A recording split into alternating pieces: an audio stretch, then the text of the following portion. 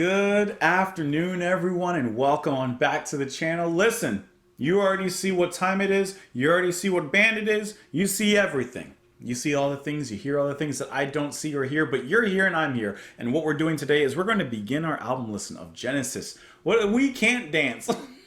Well, hey, neither can I. This is their 14th studio album, released 1991. This has been a long time coming. You knew that it was going to be some time. You knew that Genesis were going to make a return on the channel at some point. Come on, like really, come on.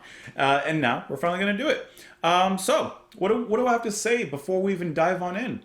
Honestly, not much. I think it was not even last year, 2 years ago. I said, I'm pretty sure it was 2 years ago now. I said that I wanted to finish their whole discography 2 years ago. And I didn't. You know what I said? Hey, there's a portion of the audience that's sick of Genesis. So I gave it pretty much a whole year break. A whole year. But it's time. It is time. And yeah, I'm excited. So let's just dive in. Let's just dive into the first track here, which is No Son of Mine. I'm curious to hear where this direction goes on this album. I'm sure it's going, continually into a more pop direction, but let's just see where it goes. I'm excited to give it a listen. Before we even dive into it, I do see that this is their last studio album to be recorded with Phil Collins. So let's see how he goes out. Will it be with a bang or a whisper? Let's find out.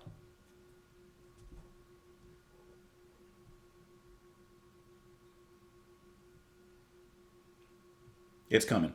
It's loading. It's there you go.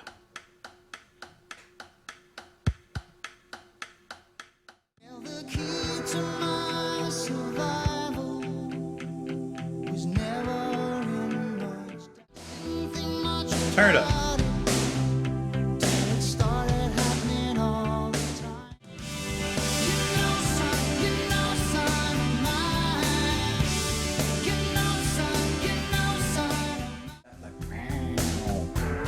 And Tony's little dazzling keys in there.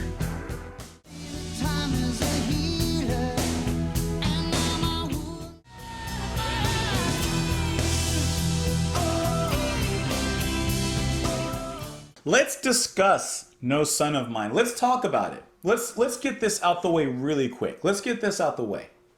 I'm going to give you my rating of this song on a first listen, on an initial reaction, just so we can at least have first impressions out the way. On a first listen, this song is a 3 out of 5. And here's why. I wanted to give you that ahead of time. I wanted to just throw my rating to you, and I want to dive into why exactly. So, first off, I have a little bit of recency bias just because I was listening to Trespass yesterday, and I just have like a different sound of Genesis in my mind. That's just recency bias. Okay, let's get that out of the way. Toss that away. This is what I expect from Genesis. This is exactly what I expect, and that's why it's a 3 out of 5. Because I don't hate it. I enjoyed it. But it doesn't excite me. It doesn't move me. It doesn't hit that extra level of emotional connection that I would want. Now, this has nothing to do with their pop phase. This has nothing to do with that. I don't care what they do as long as they do it well and it's exciting. This is well done for what it is, but we've heard this before from them. And I don't think that as the first track on the album, actually, let me dive into this. I think that it's good as the first track of the album. I think it sets you up. It's big, dramatic, explosive in a way that Genesis does well. However, I don't think that it's as dramatically powerful as the opening track, for example, like with Mama. That, Mama just sets you up something fierce. Like, Mama is a brilliant opening track to me. Even with Invisible Touch. Invisible Touch turns on the party mode, I would say. But once again, to me, it's an exciting opening track in its own way.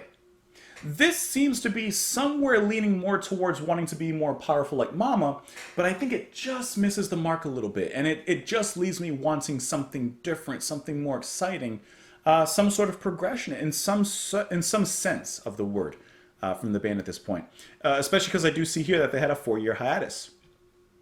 I would just want after 4 years, I don't know, I feel like there should be some growth in some respect. But I think that this is just kind of an average Genesis song. Now, I think everyone sounds great here. I think that Phil, sorry, my chair's creaking. I think that Phil sounds wonderful. He definitely is pushing for those power points like we have heard previously and like we've heard just because I mentioned it like in Mama, but it just doesn't resonate emotionally the same exact way, even though I do think he sounds really great here. Mike, I think his guitar playing, the little bit of leads that we get in here, sound improved. I think that he's doing a great job of that. And then Tony, of course, creating those big submersive atmospheres for us to just kind of dwell in. That helps with that dramatic atmosphere, especially in those explosive moments, but also in the more quieter, subtle dwellings of it. I think that it's a fantastic pool for us to lay our feet on the side of. And then those little sparkly keys that he brings in on the chorus and the aftermath of such, I think sound really nice. So nothing sounds bad to me. I just think that it's just missing that magical ingredient. That is just missing something, that pop. You know, that's what I want. I want that pop. Anyways, let's dive into the lyrics here. Well, the key to my survival was never in much doubt. The question was how I could keep sane. Trying to find a way out. Things were never easy for me. Peace of mind was hard to find, and I needed a place where I could hide, somewhere I could call mine. Looking through the lyrics, it seems that he's talking about leaving his parents, so I don't know if this is kind of a coming of age story of, you know, of course, wanting to find independence, to be yourself, to make your own home instead of living at home. So, you know, simple something like that. Could also be self-autobiographical or autobiographical. Don't need to say self. I didn't think much about it till it started happening all the time. Soon I was living with the fear every day of what might happen at night. I couldn't stand to hear the crying of my mother, and I remember when I swore that that would be the last they'd ever see of me, and I never went home again. They say time is a healer, and now my wounds are not the same. I rang the bell with my heart in my mouth. I had to hear what he'd say. So he talks about leaving his mother, but representing his father. He sat me down to talk to me. He looked me straight in the eyes. He said, "You're no son of mine. You're no son of mine. You walked out. You left us behind. You're no son of mine." So perhaps he left home when his parents needed him most, or at least his mother. But perhaps there was some stress. There were some relationship issues, some familial tensions that, of course, led him to leave. Well, the years passed slowly. I thought about him every day. What would I do if we passed on the street? Would I keep running away, in and out of hiding places? Soon I'd have to face the facts. We'd have to sit down and talk it over, and that would mean going back. I like that. I like the thinking back to that, like, oh, the hypotheticals. What if we meet in the street? What if I pass my father in the street? And what a sad thought to have. You know, that you don't even have that relationship with your father, your parents, whoever it may be. That you would have to think about that hypothetical awkwardness if you were to pass them or see them somewhere.